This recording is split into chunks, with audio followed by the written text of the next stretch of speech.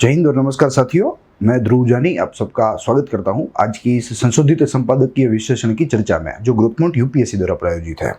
आज इस चर्चा के माध्यम से हम लोग दो महत्वपूर्ण द हिंदू में से प्रदर्शित चयनित लेख के बारे में बात करेंगे। दोनों ही अपने अपने क्षेत्र में महत्वपूर्ण है, दोनों ही हमारे परीक्षा विषयों के साथ संबंधी है, अलग अलग विषय के साथ ये संबंधी है। जिसमें से आज का जो इस सत्र में जो चर्चित लेख है जिसका टाइटल में दृश्यमान है बिल्डिंग ए रोबस्ट हेल्थ केयर सिस्टम, यानी कि एक बहुत ही अच्छे जो है क्वालिटी की हेल्थ केयर सिस्टम आज भारत की ज़रूरियात है। आज भारत को अपना आर्थिक विकास सुनिश्चित करने के लिए ऐसी एक रोबस्ट हेल्थ केयर सिस्टम चाहिए, वो इसकी अनिवार्यता है। साथ ही में यह लेखक जो है वे भूतपूर्व तमिलनाडु के एक जो है हेल्थ सचिव रह चुके हैं और बहुत ही उम्दा है, ये लेख भी बहुत ही उम्दा है। काफ़ी संशोधन दिया गया है, बहुत ही अच्छा संशोधन हालांकि दिया गया है, जिसको हम लोग आगे फर्दर इस चर्चा में एक्सप्लोर करने का प्रयास करेंगे। देखिए यहाँ on the other side of the screen एक प्रतीकात्मक चित्र है जो हेल्थ को यानी कि स्वास्थ्य क्षेत्र को केंद्र में रखता है और जो है भारत के विकास की बात करता है। प्लस इस पोस्ट पैंडेमिक एरा में जैसे हमने देखा कि जो 2020 में जो महामारी हुई, इससे जो हेल्थ का जो इम्पोर्टेंस है वो कई गुना बढ़ गया, वो हज़ारों गुना बढ़ गया हमारे जीवन में। तो उस दृष्टि से भी ये महत्वपूर्ण है। साथ ही अगर इसे सनदी सेवाओं के परीक्षा के साथ देखा जाए तो हम लोग इसे 2-3 विषय के साथ लिंक कर सकते हैं, जिसमें हमें मालूम है कि आमतौर पर जो भारत में पॉलिटिकल गवर्नेंस का जो विषय है वो एक मल्टी डायमेंशनल विषय है, तो ये तो रहेगा ही रहेगा। मगर अगर कोर विषय की बात करें तो जीएस पेपर 2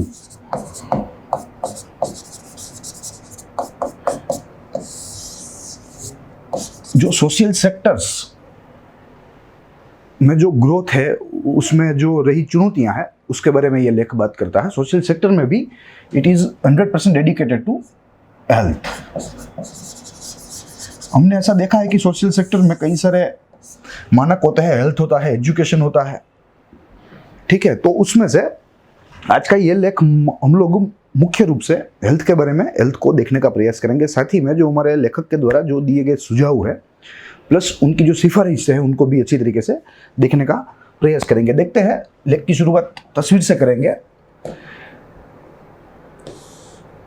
देखिए बहुत ही उम्दा लेख है जैसे मैंने आपको बताया, और पूर्णलिंगम जो कि तमिलनाडु के पूर्व स्वास्थ्य सचिव रह चुके हैं, ठीक है, उनके द्वारा यह लेख लिखा गया है, तो वो एक्सपर्ट है इस पर्टिकुलर क्षेत्र के, तो निसंदेह यह लेख भी बहुत ही अच्छा होगा, बेहतर होगा।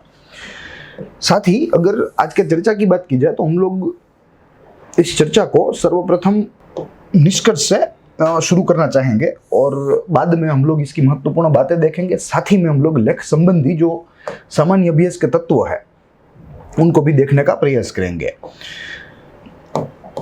देखिए सर्वप्रथम तो हम लोग निष्कर्ष देख लेंगे, मगर ये जो लेख संबंधी महत्वपूर्ण तत्व प्लस उसकी जो महत्वपूर्ण बातें हैं इनको हम लोग आज फाइन ब्लेंड करके इसको हम लोग आज कलेक्टिवली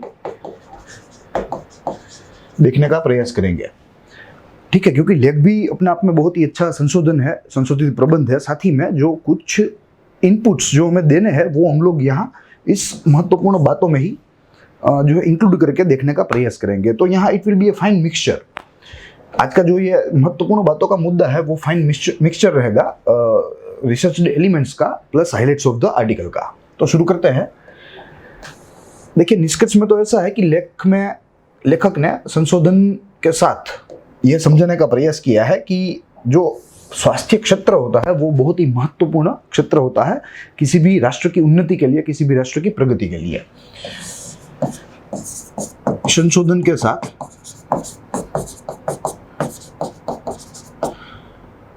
स्वास्थ्य क्षेत्र का महत्व समझाया। साथ ही लेखक ने यह भी सुनिश्चित किया कि कोई भी अगर देश हो, कोई भी राष्ट्र हो, अगर वो आर्थिक रूप से मजबूत बनना चाहता है, आर्थिक रूप से विकसित बनना चाहता है, तो निसंदेह उसे अपने शिक्षण व स्वास्थ्य पर ध्यान देना होगा। क्योंकि ये बुनियादी है किसी भी राष्ट्र के विकास में, किसी भी राष्ट्र की आर्थिक वृद्धि में। ये जो दो क्षेत्र है, ये जो दो चीजें हैं, वो बुनियादी चीजें हैं, बुनियादी। तो इसीलिए मध्य में रखकर, शिक्षण और स्वास्थ्य को मध्य में रखकर लेखक ने सारी बात आज बोली है। साथ ही में इस लेख में तुलनात्मक अभ्यास भी दिया हुआ है। तुलनात्मक अभ्यास यानी कि कंपैरिजन बिटवीन हुम, comparison between states of India. और हमें अच्छी तरीके से भेद बताने का प्रयास किया है कि कौन से क्षेत्र के राज्य स्वास्थ्य क्षेत्र में अच्छा जो है खेल रहे हैं, और कौन से जो है एरिया के या कौन से क्षेत्र के राज्य स्वास्थ्य में बहुत ही खराब खेल रहे हैं। ठीक है, तो इत्यादि चीज़ों पर हम लोग आज अपनी बात करेंगे। और जैसे मैंने आपको बताया कि नेक्स्ट जो हमारा चरण रहेगा, नेक्स्ट फेज रहेगा, वो it will be a collective. हमने बहुत ही अच्छी तरीके से इसमें जो हमारे इनपुट्स थे उसको यहाँ सम्मिश्रित कर दिया है, तो हम लोग इसे हाइलाइट्स ऑफ द आर्टिकल में ही देखने का प्रयास करेंगे।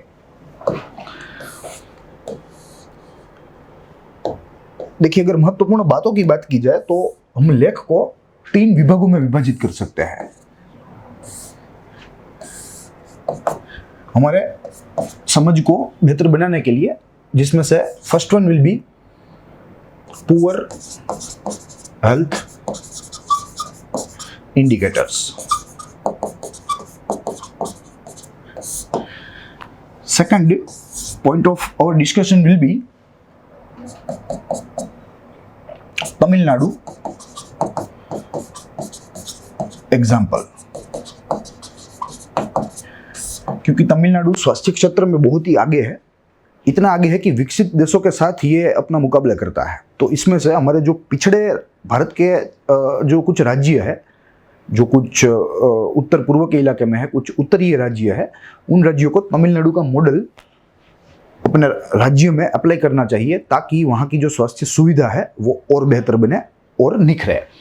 और इसके साथ आगे स्वास्थ्य का महत्व यानी कि इंपॉर्टेंस ऑफ हेल्थ की भी बात यहाँ की गई है। तो 3 चरणों में हमने यह पूरे लेख को विभाजित कर दिया। अब एक एक मुद्दों पर हम लोग जो कुछ महत्वपूर्ण बातें हैं उनको देखने का प्रयास करेंगे, जिसमें से सर्वप्रथम लेखक ने शुरुआत की है। लेखक ने बहुत ही अफसोस के साथ शुरुआत की है, ये मैं आपको बता दूं, और पूरे भारत के प्रदर्शन से लेखक नाखुश है। वो कहते हैं कि आज जो परिस्थिति है, वर्तमान परिस्थिति है, उसे देख के लगता है कि जो सस्टेनेबल डेवलपमेंट गोल्स है, जो हमें 2030 तक वहां तक पहुंचना है, उसे अचीव करना है, वो यात्रा हमारी डाउटफुल हो सकती है, क्योंकि आज ये परिस्थिति है। तो doubtful to achieve sustainable development goal number 3।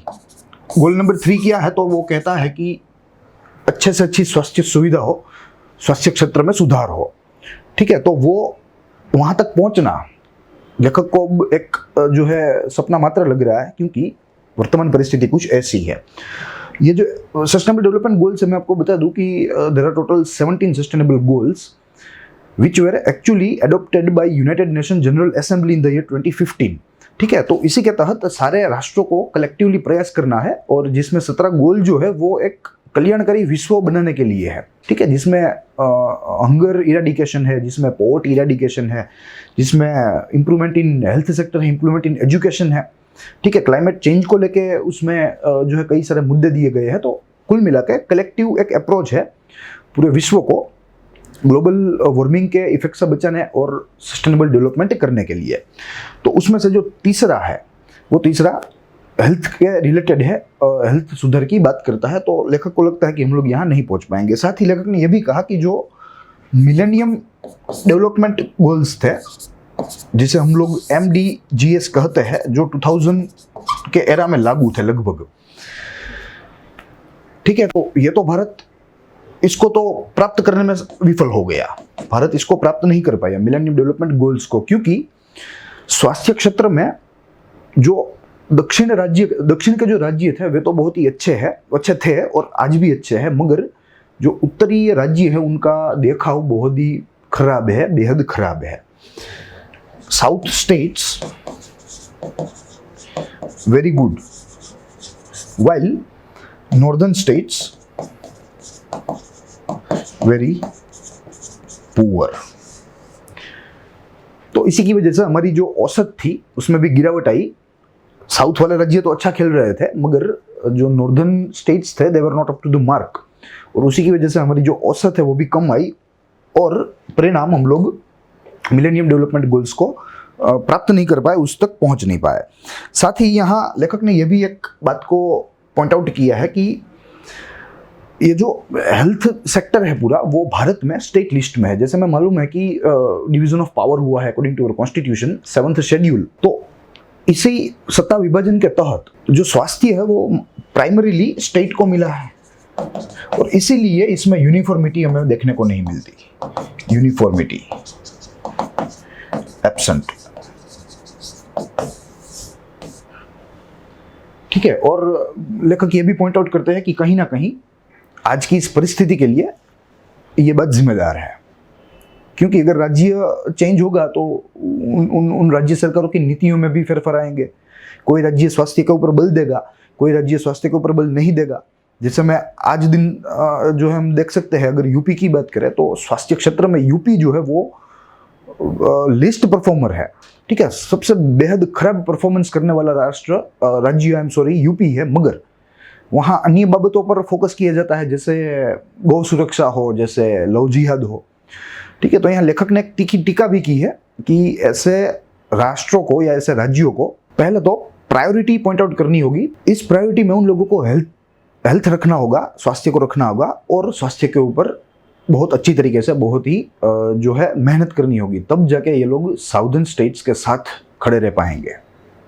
मगर दुर्भाग्यवश, जैसे हमने लेखक ने कहा कि यहाँ अन्य चीज़ों पर जो थोड़ी काम की नहीं होती है, इन चीज़ों पर यहाँ राज्य सरकारों के द्वारा बल दिया जाता है, ठीक है। साथ ही में यहाँ कुछ कंपैरिजन भी दी गई है पुअर हेल्थ इंडिकेटर्स में भी, और लेखक ने कहा है कि किसी भी राष्ट्र का, किसी भी राज्य का अगर स्वास्थ्य का हाल में जानना है, स्वास्थ्य क्षेत्र का, तो हम लोग कुछ मानकों के ऊपर, कुछ मानकों का अभ्यास करके हम लोग वो जो स्टेटस है, हेल्थ सिनेरियो है, जो हेल्थ स्टेटस है, उसको हम लोग तपास सकते हैं, उसको हम लोग उसका जो है हम लोग पता लगा सकते हैं।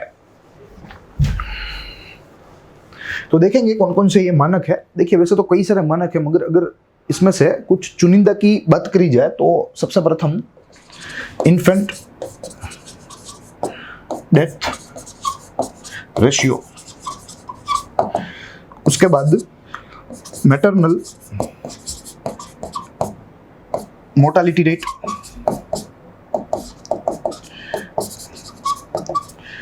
टोटल फर्टिलिटी रेट,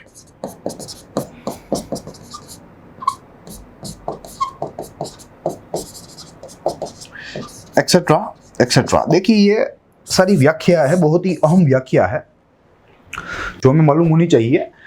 हम लोग यहाँ इसकी विस्तार पूर्वक चर्चा नहीं कर पाएंगे, क्योंकि आज हमारा जो चर्चा का आधार है वो लेखक ने लिखा हुआ लेख है, जिसमें इसके पर की कुछ बातें की गई, यानी कि beyond this particular elementary concepts लेखक ने कुछ चर्चा की है। तो मैं संक्षिप्त में आपको बोलता चलूंगा, मगर ये सारी की सारी एक एलिमेंट्री व्याख्या है जो हमें मालूम होनी चाहिए। और मैं आपको अनुरोध भी करूंगा कि अगर आप इस सेशन का जो है मैक्सिमम जो है लाभ लेना चाहेंगे, या मैक्सिमम आप इसको एंजॉय करना चाहोगे, तो आप सबसे प्रथम गूगल पे जाइए और इन व्याख्याओं का सर्च कीजिए, इन व्याख्याओं के बारे में देखें कि ये दरअसल होती क्या है, प्लस इनके जो है यूनिट्स क्या होते हैं, कि कैसे इनको गिना जाता है, पर हाउ मेनी लाइव्स, या इसे परसेंटेज में गिना जाता है, या whatsoever.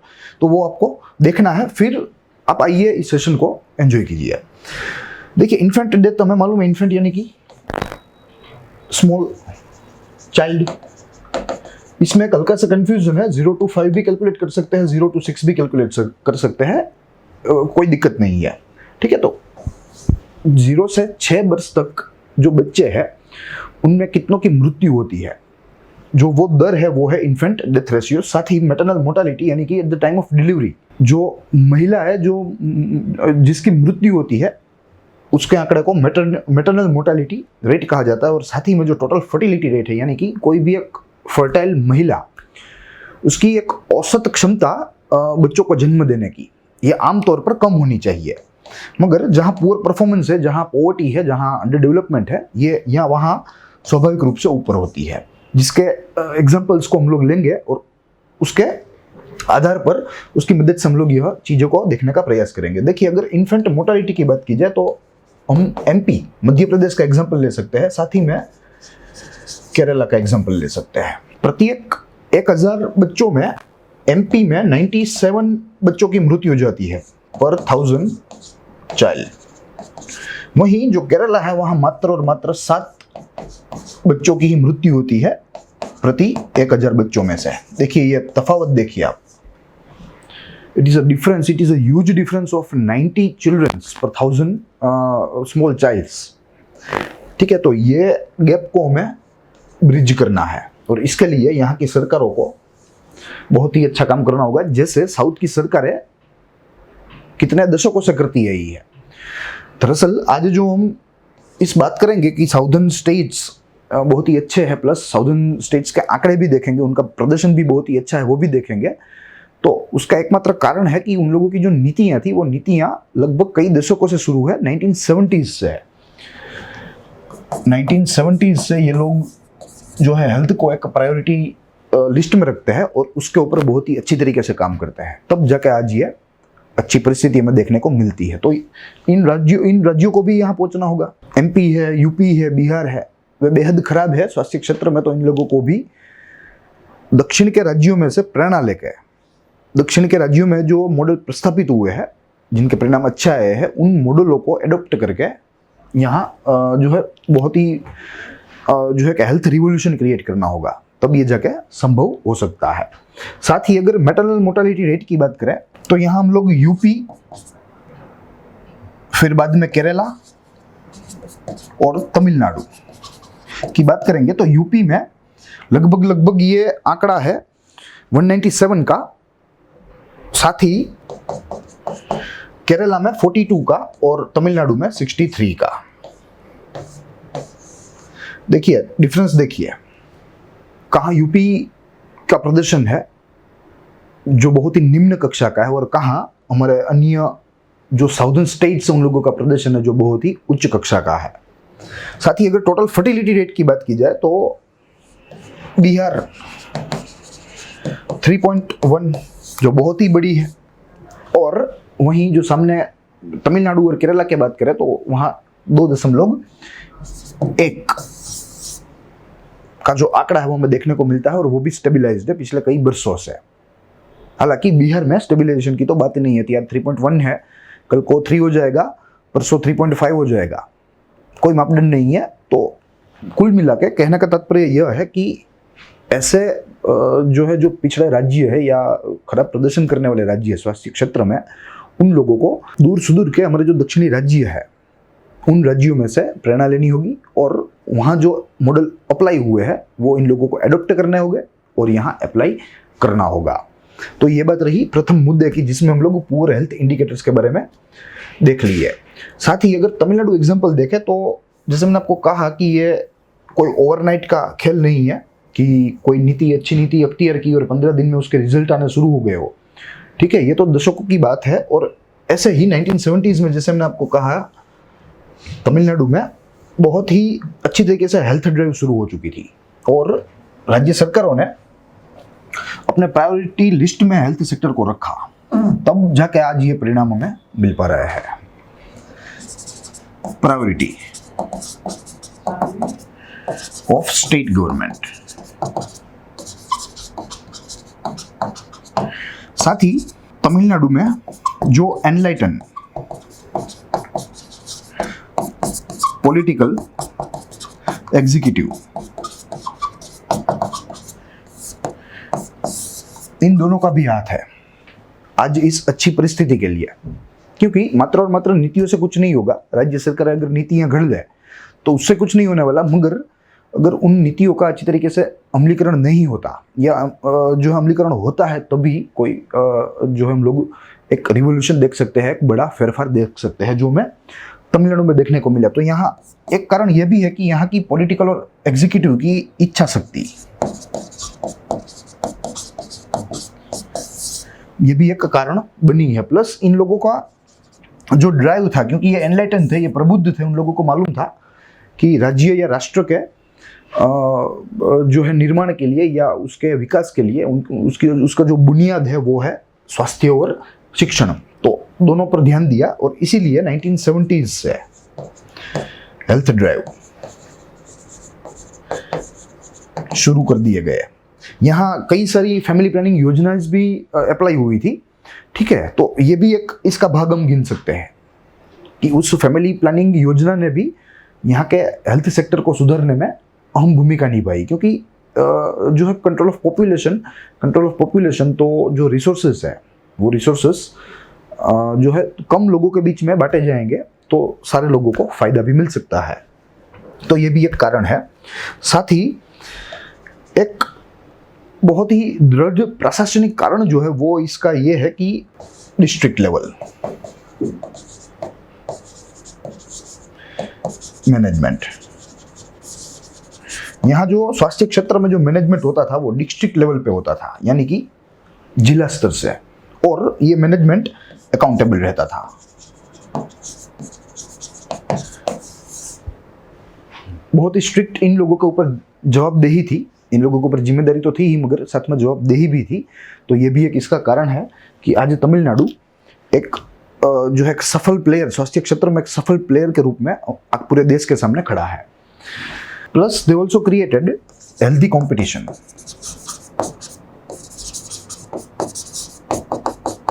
Between whom? Between districts, ताकि जो एक स्पिरिट है वो मेंटेन हो और उस स्पिरिट के चलते जो काम करने हैं वो काम भी साथ में होते रहे, ठीक है। तो ये बात है तमिलनाडु के एग्जाम्पल की। तो कुछ इस तरह तमिलनाडु ने कुछ ऐसी मॉडल्स ऑपरेंडी से भारत में आज एक स्वास्थ्य क्षेत्र में एक अव्वल स्थान प्राप्त किया है। प्लस अगर यहाँ एक फिगर की बात करें टोटल फर्टिलिटी रेट की, तो Tamil Nadu is having lowest fertility rate in the country and it is being compared with the developed nations as like Germany, as like France, ठीक है। तो ये भी एक बहुत ही उम्दा बात है। अगर जर्मनी की बात करें तो 1.57 है, और अगर अन्य कोई विकसित देशों की बात करें जैसे फ्रांस हो या जापान हो, फ्रांस का तो आंकड़ा मुझे मालूम नहीं है, मगर अगर जापान की बात करें तो 1.43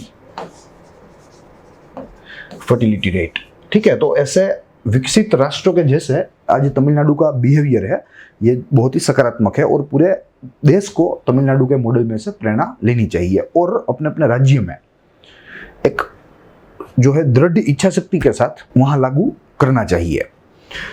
प्लस अगर तीसरा मुद्दा देखें स्वास्थ्य का महत्व, तो लेखक ने स्वास्थ्य का महत्व समझाते हुए कहा है कि भाई देखिए एफडीए जो है, जो एफडीए के आंकड़े जो होते हैं, जो सरकारें अपने कामों को हाईलाइट करने के लिए हमारे सामने रखती है, जो हेडलाइन न्यूज़ बनकर भी जो है न्यूज़पेपर में छप के हमारे सामने आते हैं, दरअसल वो मनुष्य की जान नहीं बचाने वाला, ठीक है। मनुष्य की जान हेल्थ सेक्टर बचाने वाला है। प्लस अगर हमें वाकई में विकसित होना है तो वो विकास की शुरुआत हमें हमारे ह्यूमन कैपिटल के इन्वेस्टमेंट से करनी होगी।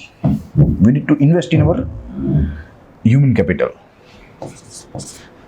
We need to invest in our human capital, that is education and health। आज के केंद्र में हेल्थ है तो हम लोग इसी पर ही चर्चा करेंगे कि एफडीआई हमें जीवन नहीं दे सकता, जीवन हमें मात्र और मात्र हमारा अच्छा स्वास्थ्य क्षेत्र दे सकता है। साथ ही investing in health and education is a primary responsibility of the government. Investment primary है, एफडीआई लाए ना लाए, स्वच्छ भारत करे या ना करे, मगर जो सरकार को निसंदेह करना है वो ये है कि एजुकेशन और हेल्थ के ऊपर ध्यान दे, ताकि भारत के नागरिकों को जो है एक अच्छा जीवन मिले, एक सुखी जीवन मिले। तो ये अनिवार्यता है, अनिवार्यता के साथ प्रायोरिटी भी है, अनिवार्य के साथ अग्रता।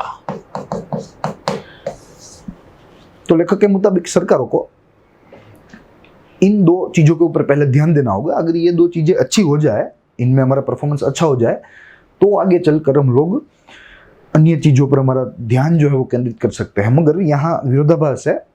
भारतीय सरकार जो है वो दरअसल ऐसे मुद्दों में आज जो हमारी परिस्थिति है उससे संतुष्ट है, ठीक है, मगर ये संतुष्टि हमारे लिए ही हानिकारक है और इस संतुष्टि से हमें बाहर निकलना होगा ताकि आगे चलकर हम लोग अच्छी तरीके से एक सस्टेनेबल डेवलपमेंट कर सके। अन्यथा हाल का जो डेवलपमेंट हो रहा है वो सस्टेनेबल नहीं है, वो शॉर्ट टर्म है, मीडियम टर्म है। मगर अगर हमें लॉन्ग टर्म सस्टेनेबल करना है then we need to focus on our human capital with the help of improving health sector and education sector as well. Plus यहाँ भारत में भी विरोधाभास दिख रहा है, जो हमने देखने का प्रयास किया कि जो उत्तरीय राज्य है वे बेहद खराब प्रदर्शन कर रहे हैं स्वास्थ्य क्षेत्र में, वहीं जो दक्षिण के राज्य है वो बहुत ही अच्छा प्रदर्शन कर रहे हैं। तो ये विरोधाभास है, इसको भी हमें ब्रिज करना होगा। प्लस यहाँ सरकारें पैसे तो बहा रही है मगर यहाँ अच्छे गवर्नेंस की ज़रूरत है, उस पैसों के जो है अच्छे उपयोग की ज़रूरत है, तो ये भी हमें यहाँ सुनिश्चित करना चाहिए। तो सुशासन महत्वपूर्ण है और यही जो है आज की इस बात को शक्य बना सकता है। तो आज हमने इस पूरे उपाख्यान में कई सारे पहलू देखे, लेखक के लेख को हमने आधार बनाया, साथ ही में भारत में जो स्वास्थ्य संबंधी जो परिस्थिति है वो देखने का प्रयास किया, साथ ही में कौन से स्टेट्स अच्छा परफॉर्म कर रहे हैं, कौन सा खराब कर रहा है वो भी देखने का प्रयास किया। साथ ही at the end of the lecture एक स्क्रीन के ऊपर एक टेबल प्रदर्शित किया जाएगा जो आपको जो है मदद रूप साबित होगा अगर आपको कंपैरिजन करनी है बिटवीन डिफरेंट स्टेट्स, ठीक है। कुछ पैरामीटर्स दिए जाएंगे, हेल्थ पैरामीटर्स, कुछ अलग अलग स्टेट्स के, जिसको आपको याद नहीं रखने हैं, जिसका रटा नहीं मरना है बिल्कुल, मगर आपको मात्र और मात्र उसको स्टडी करना है, उसको ऑब्जर्व करना है, देखना है और उसको एनालाइज करना है कि कौन सा स्टेट कहाँ खड़ा है। उसे याद बिल्कुल नहीं रखना है, मात्र और मात्र उसे एनालाइज करना है। हाँ, याद एक चीज रखनी है, उसमें जो आखिरी जो उसका रो होगा वो भारत के लिए होगा, भारत की औसत होगी। तो हमें भारत की औसत निश्चित रूप से याद रखनी होगी, मगर अन्य राज्यों का अगर हम अन्य राज्यों के आंकड़े अगर हम याद ना रखें तो वो कोई बड़ी बात नहीं है।